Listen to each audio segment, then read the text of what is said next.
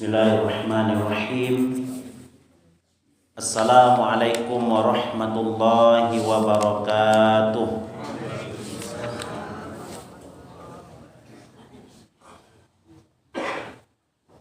Alhamdulillahi rabbil alamin.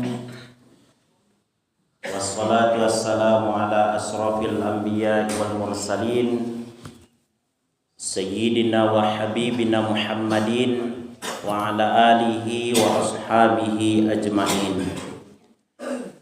Asyhadu an la ilaha illallah wahdahu la syarikalah wa asyhadu anna Muhammadan abduhu wa rasuluh sallallahu alaihi wasallam.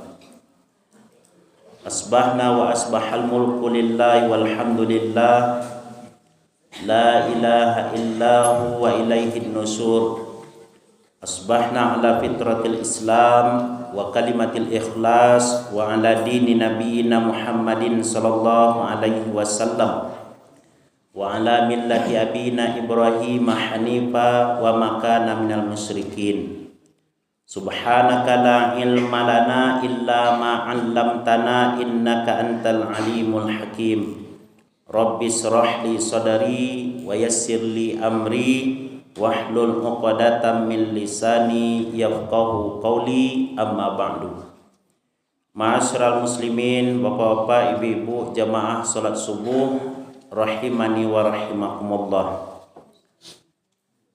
Setinggi puji sedalam syukur senantiasa kita haturkan kehadirat Allah dengan mengucapkan alhamdulillahi rabbil alamin. Karena tiada kenikmatan yang paling indah, yang paling luar biasa di sisi Allah, melainkan adalah ketika seorang mukmin dicas hatinya untuk selalu dekat dengan Allah Subhanahu wa taala.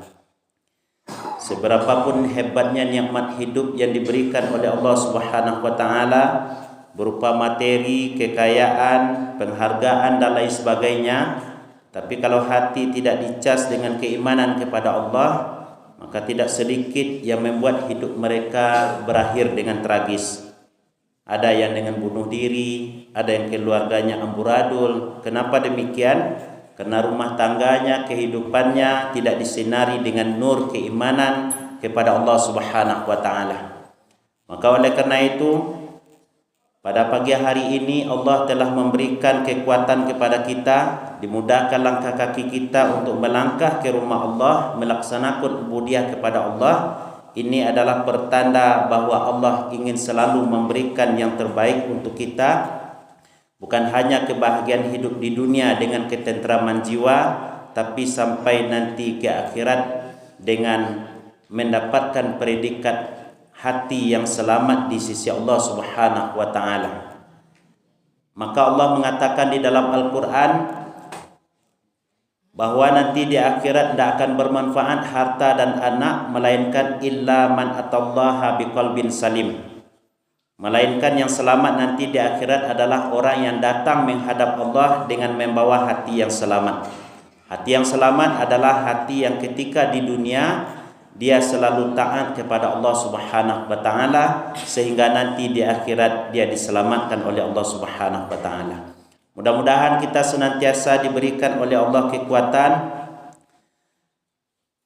sehingga selama dalam kehidupan di dunia ini kita selalu taat beribadah kepada Allah dan ditutup usia kita atau akhir kehidupan kita dengan husnul khotimah nantinya. Amin ya rabbal alamin.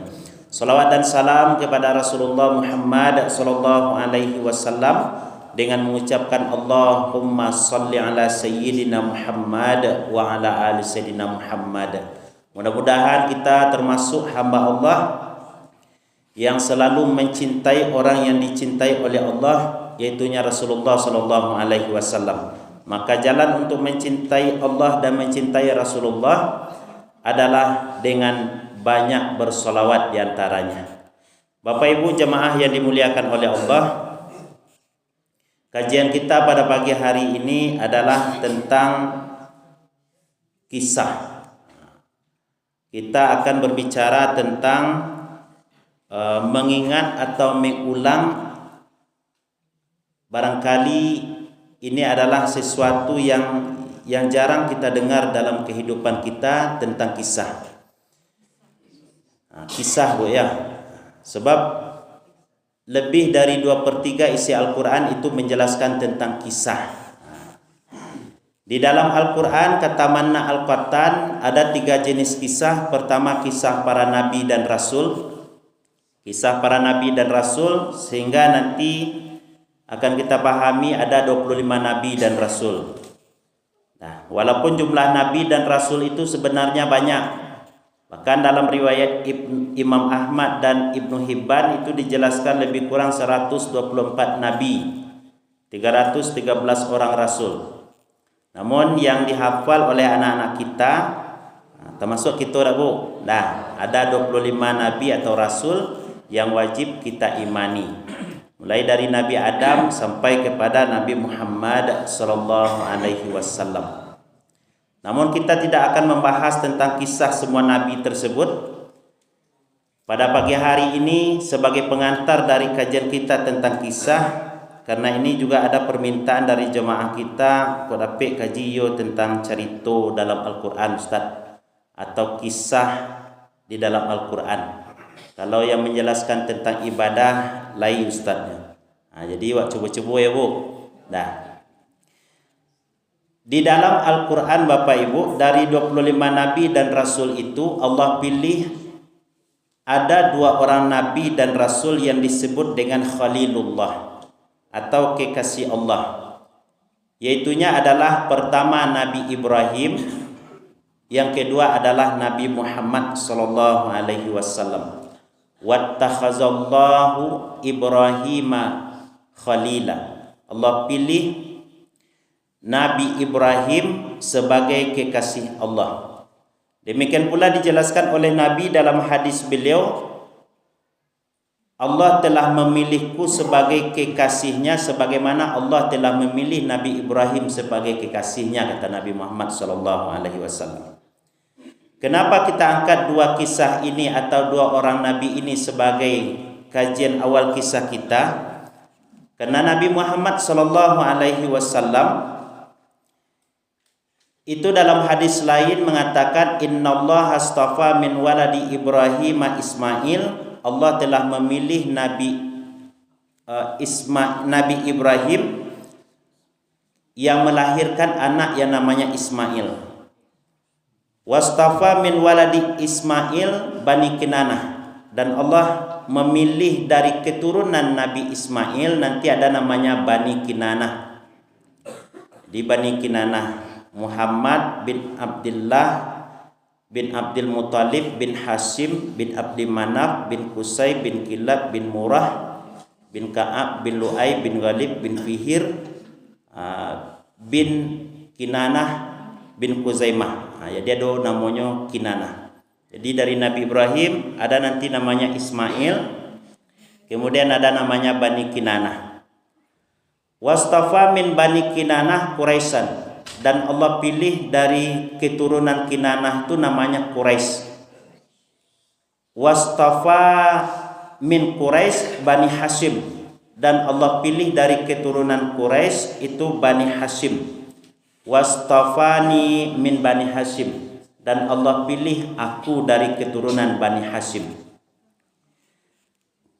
Istilah Quraisy Bapak Ibu itu adalah istilah yang disematkan pertama kepada, ada yang mengatakan kepada Kinanah dari kakek buyutnya Nabi, ada yang mengatakan kepada Fihir.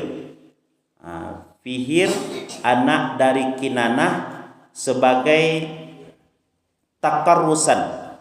Jadi Quraisy itu diambilkan dari kata takarrus, maknanya orang yang membuat orang lain bersatu.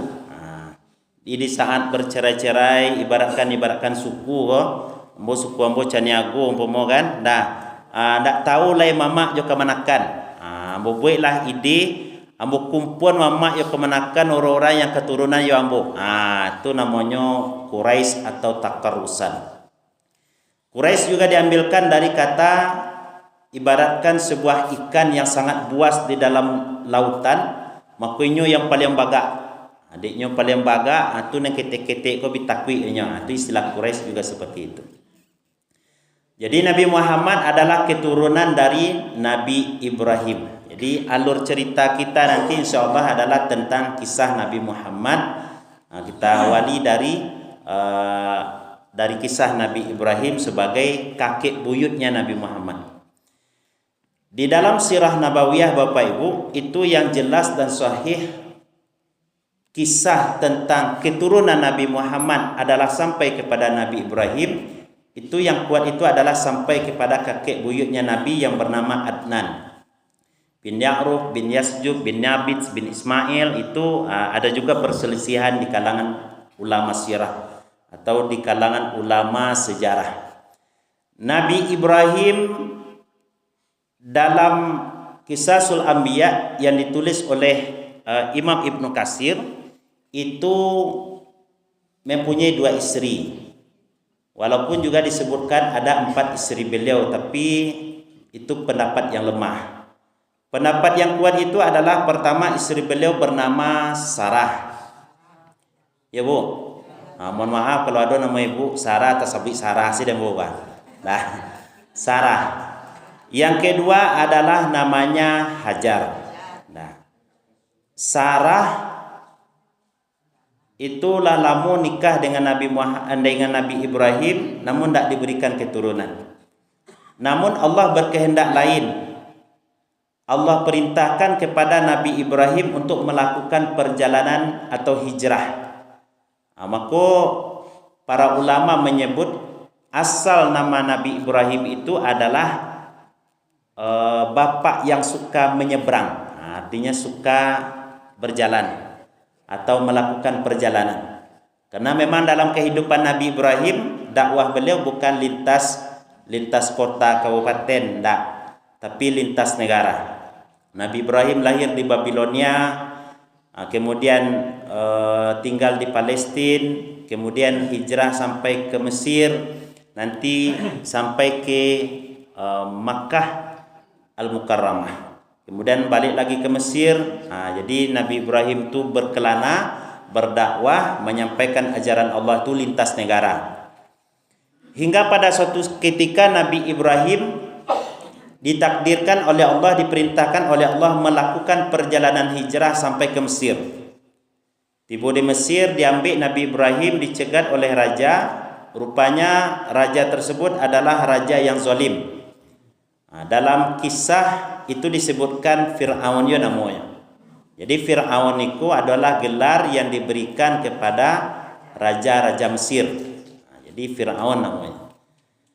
Kalau kini ko nenggak mada perangai orang enggak kurang aja atau diktatornya jadi pemimpin, aku Fir'aunnya namanya.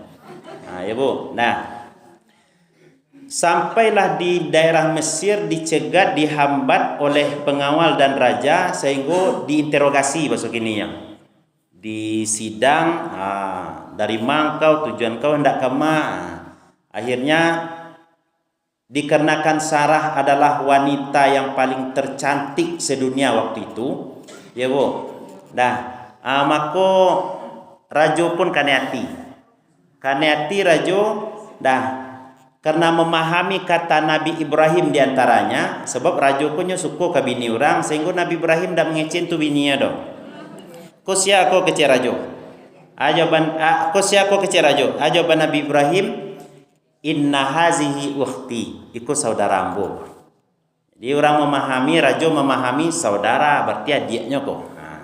Padahal Nabi Ibrahim mengatakan itu saudara karena saudara seiman kepada Allah. Jadi awak suami istri itu saudara ya Bu, tapi saudara seiman kepada Allah.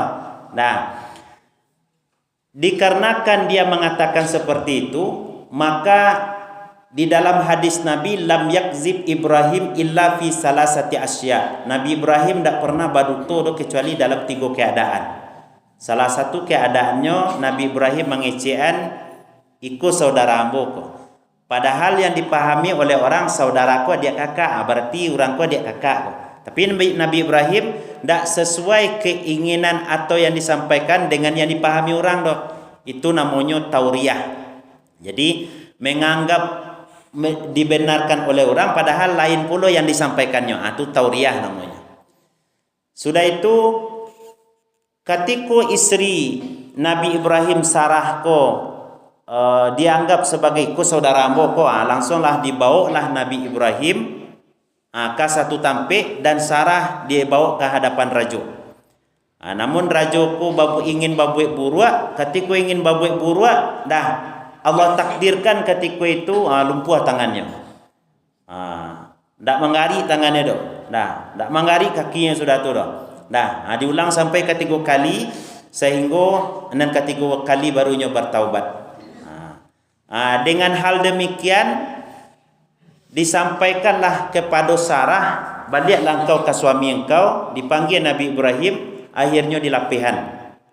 Sebelum di lapihan dia bagi hadiah. Hadiah namanya Hajar. Hajar.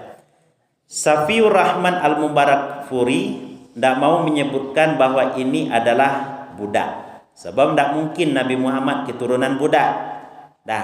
Tapi Hajar ini adalah keturunan atau anak raja yang ditaklukkan oleh Fir'aun sebelumnya. Jadi ditaklukkanlah sebuah kerajaan lain oleh Fir'aun dan diambil anaknya itu disuruh pula menjadi permaisuri atau namanya itu yang maunya istana di daerah Fir'aun. Jadi dia bagi hadiah kepada Nabi Ibrahim. Sehinggalah dibawa Nabi Ibrahim, dibawa Hajar oleh Nabi Ibrahim. Disampaikanlah oleh Sarah kepada Nabi Ibrahim. Hajarkanlah sama jawab kini dan nikah selah Hajar tu banyak jadi ya bu, dia gak lari bahasanya sebenarnya, tapi Sarah ndak ingin suaminya dibelenggu oleh kekhawatiran. Bakal dibelenggu oleh kekhawatiran karena Sarah khawatir siapa melanjutkan perjuangan Nabi Ibrahim Ismail. Makanya salah satu doa Nabi Ibrahim dalam surah As-Saffat, surah yang ke-37, Rabbi habli minas solihin. Wahai ya Allah ya Tuhanku, berikanlah kepadaku anak keturunan yang soleh. Berikanlah kepadaku anak yang soleh. Jadi pagi, siang, sore, malam lah berdoa itu. Tapi Allah tidak mentakdirkan Nabi Ibrahim waktu itu belum mempunyai keturunan. Sehingga Sarah pun merasa dirinya lah agak tua, tidak mungkin rasanya lagi. Kemudian setelah itu Bapak Ibu jamaah yang dimuliakan oleh Allah, nikah Nabi Ibrahim dengan Hajar, kemudian mendapatkan keturunan yang bernama Ismail alaihissalam. Dikarenakan Nabi Ibrahim tidak sama sesuai rasa sayangnya ke Sarah ledo, sehingga Sarah menyampaikan kepada Nabi Ibrahim,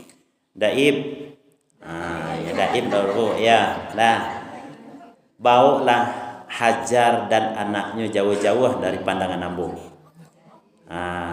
Jauh-jauh dari pandangan ambo. Bahasanya dia udah lagak jarang jambu kini, udah lebih sayang karena udah rancak dah bawanya jauh-jauh. Kemudian diperintahkan oleh Allah kepada Nabi Ibrahim untuk melakukan hijrah ke daerah Makkah. Kemudian dibawalah Hajar dan Ismail ke daerah Makkah, lembah Hijaz. Ini ada dalam doa Nabi Ibrahim nanti, surat Ibrahim ayat 37. Rabbana inni askantu min zurriyati biwadin ghairi zi zar'in inda baitikal muharram Rabbana liyuqimus shalah. Wahai Tuhan kami, sesungguhnya aku tempatkan anak cucu keturunanku di lembah yang tandus di samping rumahmu Baitullah agar mereka mendirikan salat. Jadi bahasa Nabi Ibrahim agar mereka mendirikan solat, berarti Nabi Ibrahim punlah solat Bapak Ibu. Jadi Nabi dan Rasul sebelum Nabi Muhammad sudah melakukan solat. Cuma mengenai teknisnya itu yang berbeda. Pertama mengenai perintah solat, kalau Nabi dan Rasul yang sebelum Nabi Muhammad itu melalui perintah malaikat Jibril. Tapi kalau Nabi Muhammad dijapui bana nabinya untuk menerima perintah solat. Wahai Tuhan kami, sesungguhnya aku tempatkan anak cucu keturunanku di lembah yang tandus di samping rumahmu Baitullah. Jadi Baitullah atau Masjidil Haram itulah adoyo sebelum Nabi Ibrahim. Dan bahkan dalam riwayat dalam ayat yang lain, wa iz yarfa'u Ibrahim, nah Nabi Ibrahim menaikkan pondasi bangunan Ka'bah bersama Ismail alaihissalam. Nah, jadi dinaikkan pondasinya.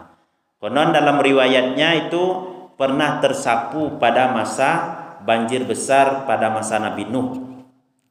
Jadi dinaikkan bukan membuat baru. Beda halnya kalau membuat baru.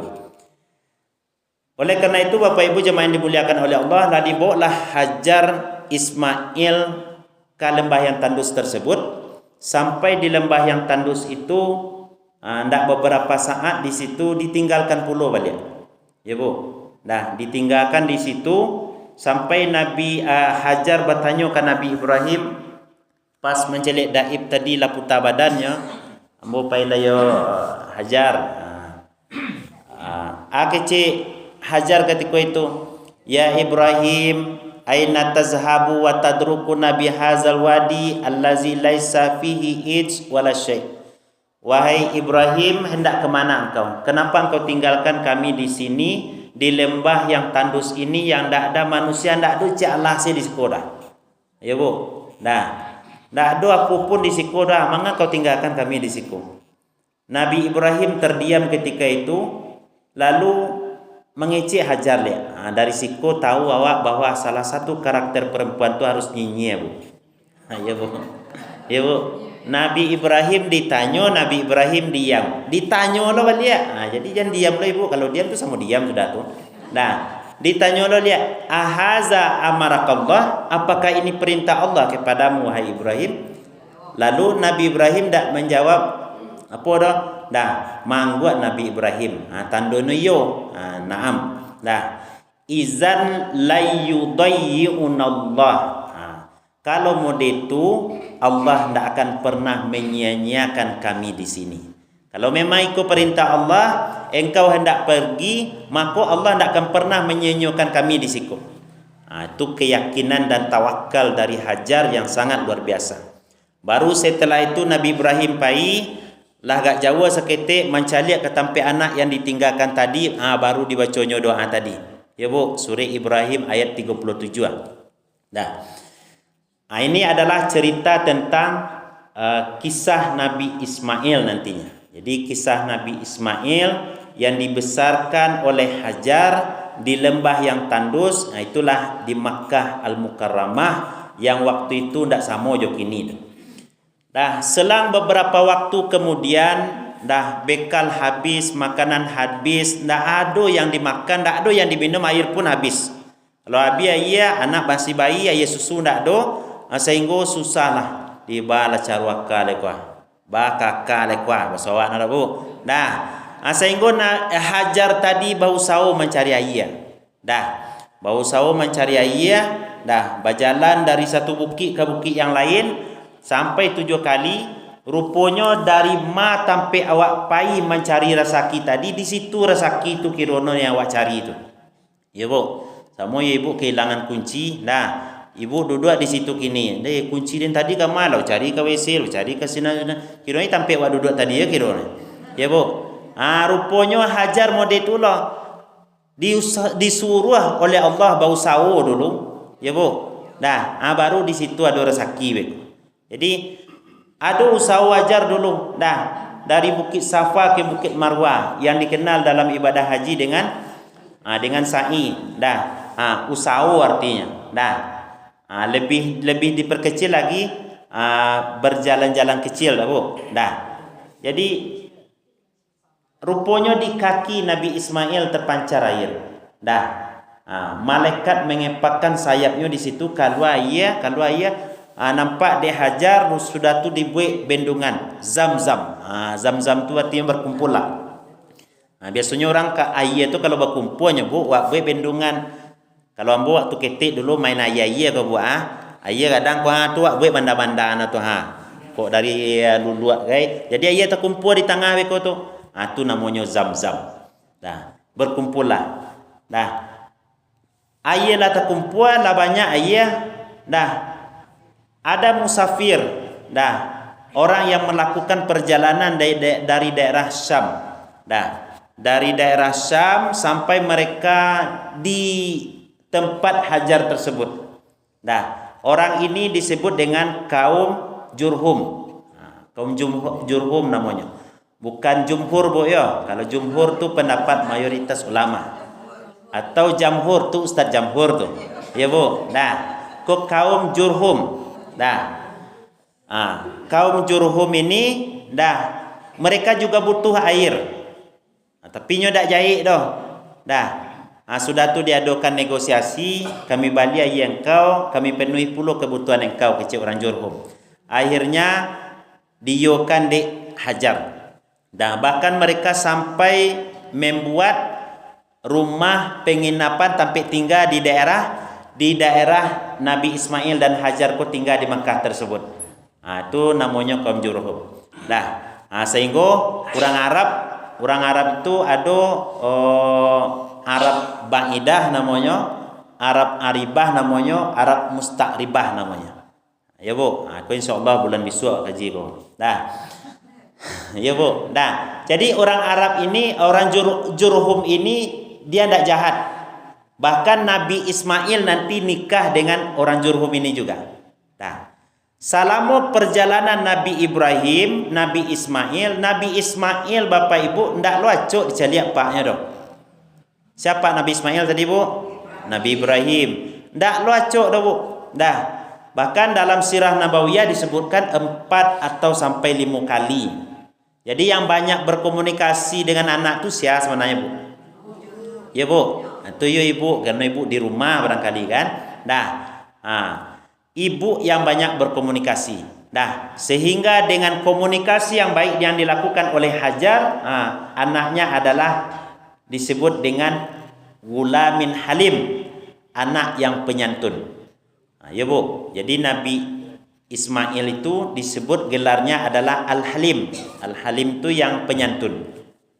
Inilah yang disebut oleh Nabi Muhammad sallallahu alaihi wasallam dalam hadis tadi. Innallaha astafa min waladi Ibrahim Ismail. Dari keturunan Nabi Ibrahim nanti ada namanya Ismail. Dah.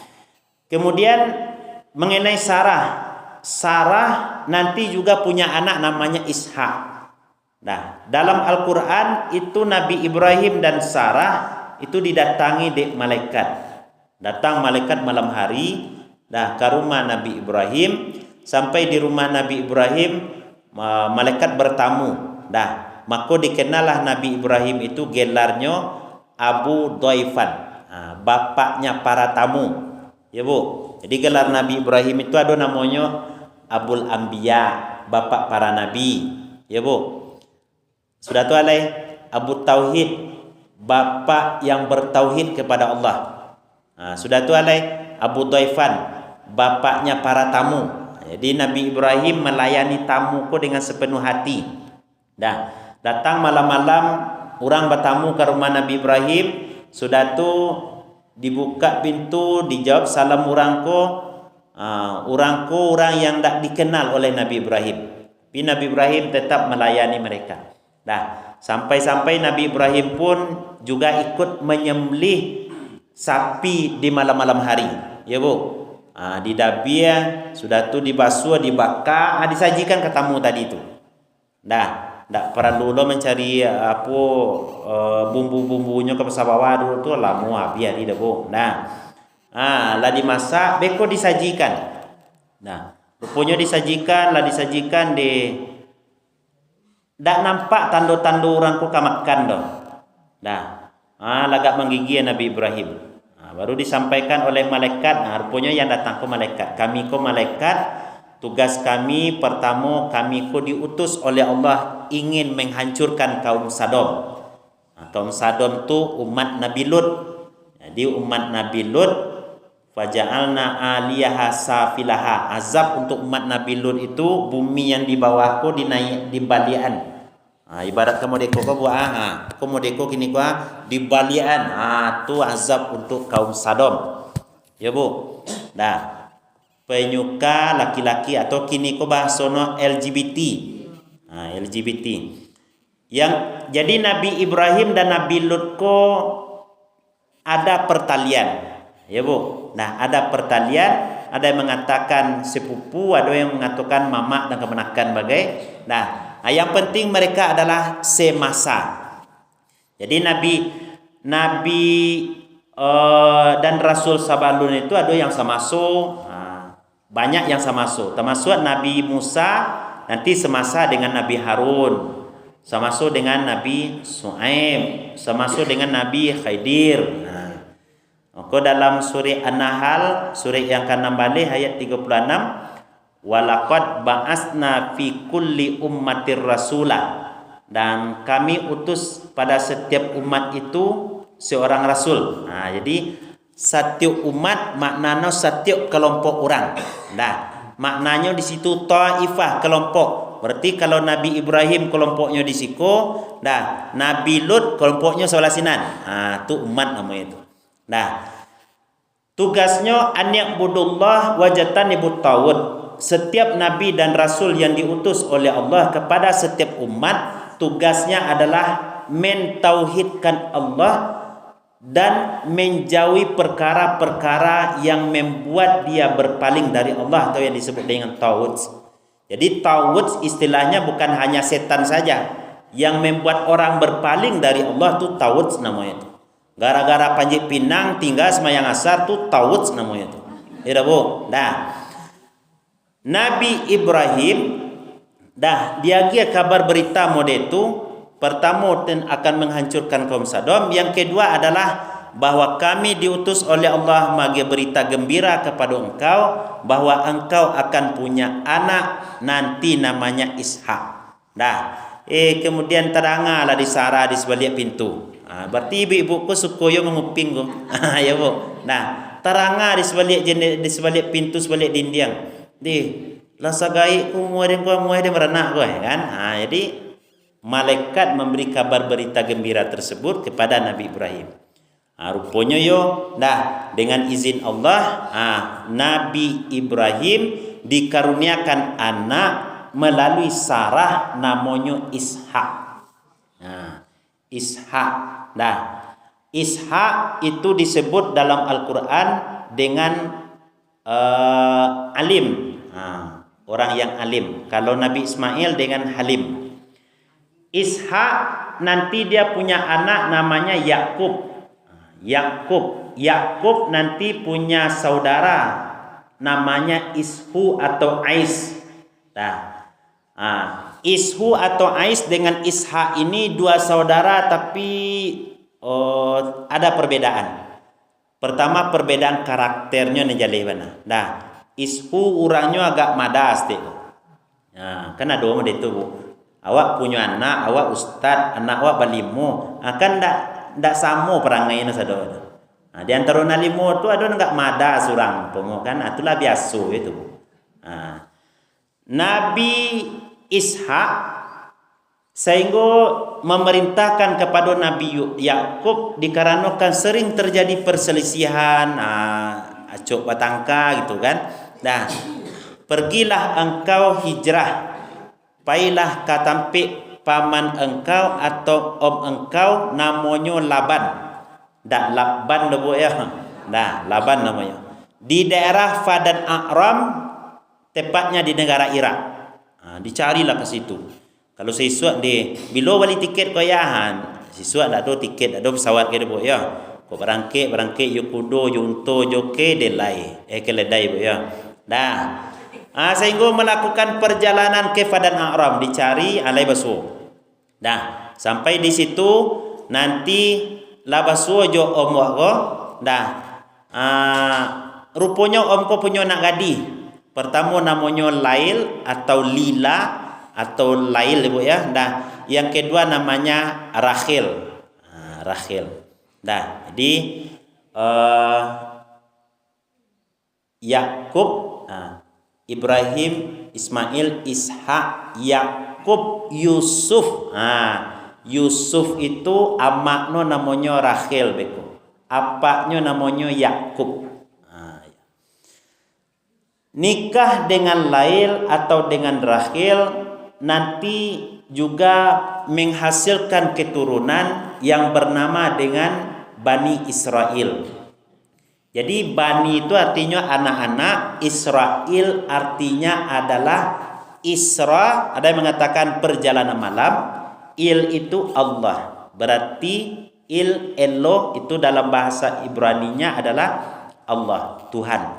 Nabi Yakub orang yang suka bermunajat kepada Allah di malam hari.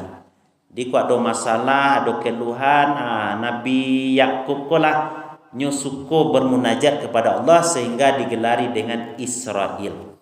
Jadi kalau Israel gelarnya, anak-anak yang keturunan itu disebut dengan Bani Israel.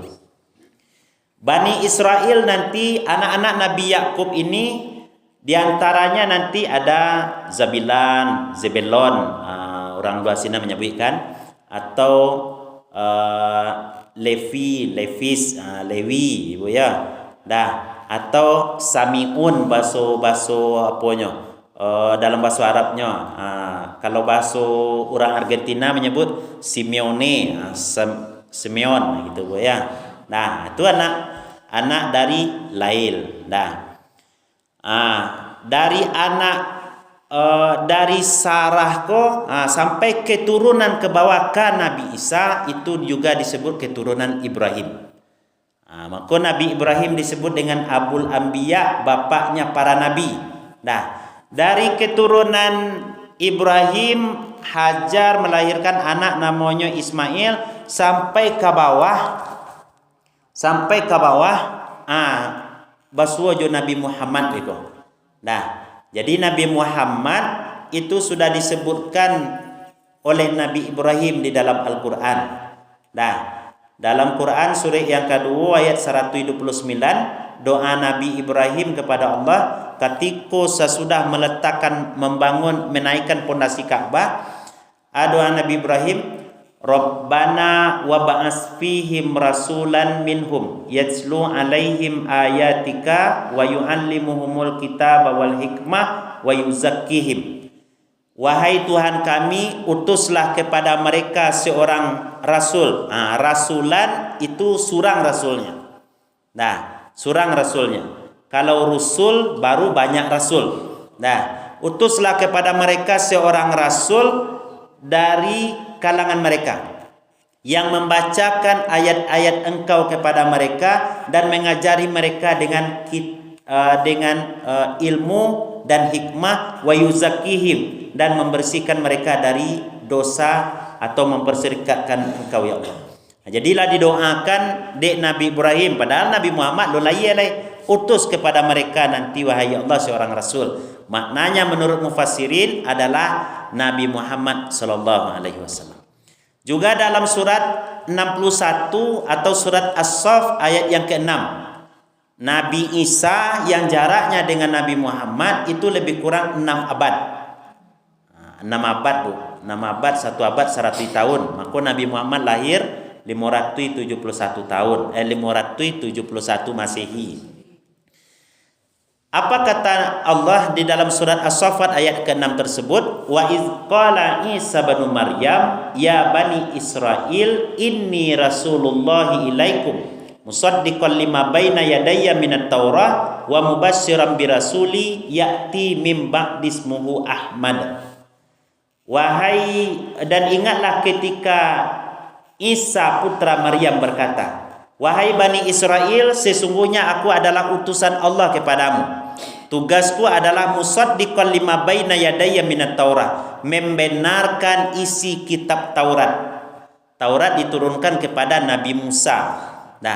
Wa mubassyiran bi rasuli ya'ti mim ba'di ismuhu Ahmad, dan aku memberi berita gembira kepada kalian kecil Nabi Isa kepada Bani Israel bi rasulin, rasul, seorang rasul. Ya'ti mim ba'di ismuhu Ahmad, yang akan datang mim ba'di. Ba'di itu sesudah aku. Dah, yang datang sesudah hamba Biswa tu, dah, namanya Ahmad. Ahmad ya habibi. Kado dalam nasyidnya model itu. Dah, namanya Ahmad. Maka Nabi Muhammad nama lainnya juga Ahmad, dan satu-satunya nama yang disebutkan nama Nabi Muhammad dengan Ahmad dalam Al-Quran dalam surah As-Saff tu.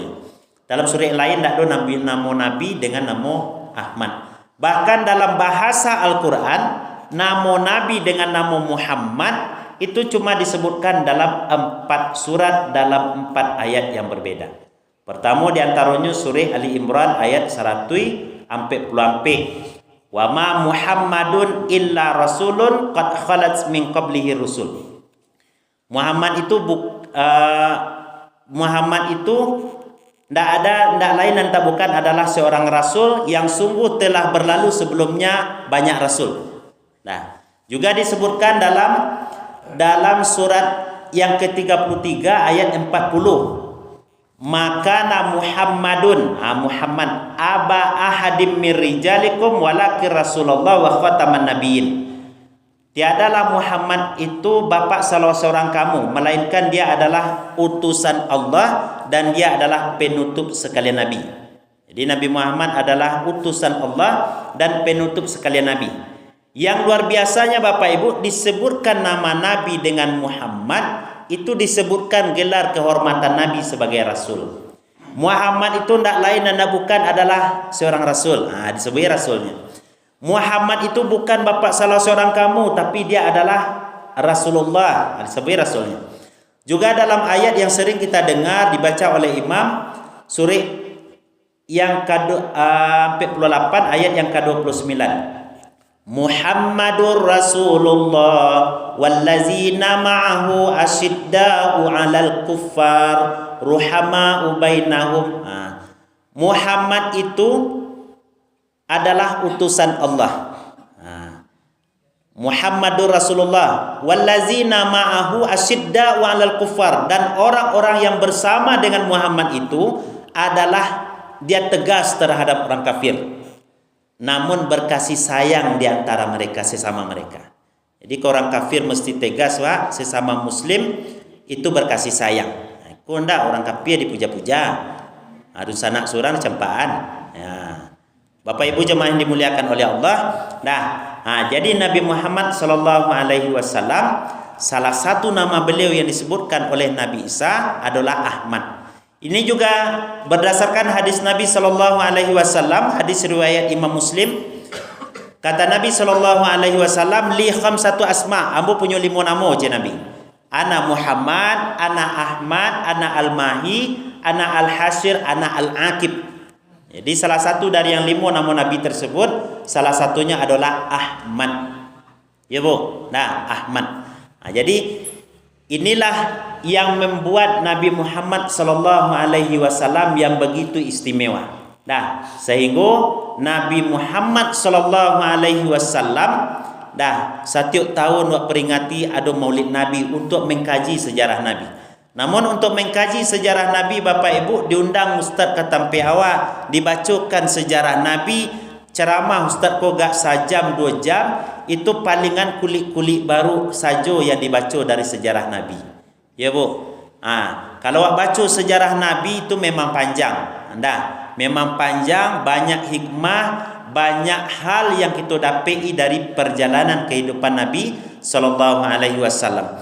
Jauh hari sebelum Nabi dilahirkan, Nabi Isa lama berita gembira kepada tentang Nabi Muhammad. Demikian pula Bapak Ibu, Allah juga menyuruh kita untuk bergembira. Dalam Quran surat yang ke-10 ayat 58. Qul bi fadlillahi wa bi rahmatih fabizalika falyafrahu huwa khairum mimma yajma'un. Katakanlah dengan sebab karunia dan rahmat Allah hendaklah mereka bergembira. Para ulama menyebutkan makna bi fadlillahi wa bi rahmatih, karunia dan rahmat Allah adalah Al-Quran dan agama Islam. Al-Quran siapa yang membawa? Nabi Muhammad.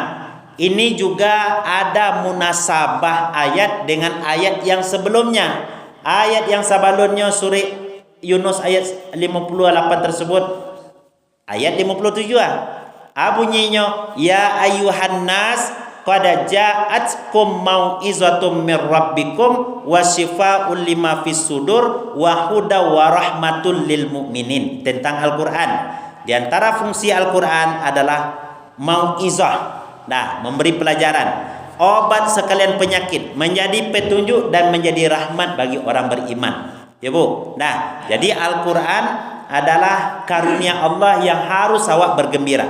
Yang kedua adalah Islam. Al-Quran dan agama Islam itu dibawa oleh Nabi Muhammad, maka wajar awak gembira dengan kelahiran Nabi Muhammad sallallahu alaihi wasallam. Lah Bu, nampaknya hari lah siang nampak ya Bu, dan mudah-mudahan apa yang kita sampaikan kau bermanfaat, dan mudah-mudahan insyaallah bulan besok kita akan mengkaji tentang macam-macam Arab tadi dan siapa saja keturunan sampai ke Nabi Muhammad sallallahu alaihi wasallam. Perbanyak maaf, billahi taufiq wal hidayah. Wassalamualaikum warahmatullahi wabarakatuh.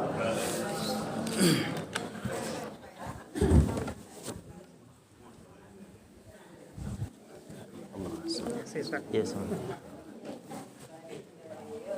San.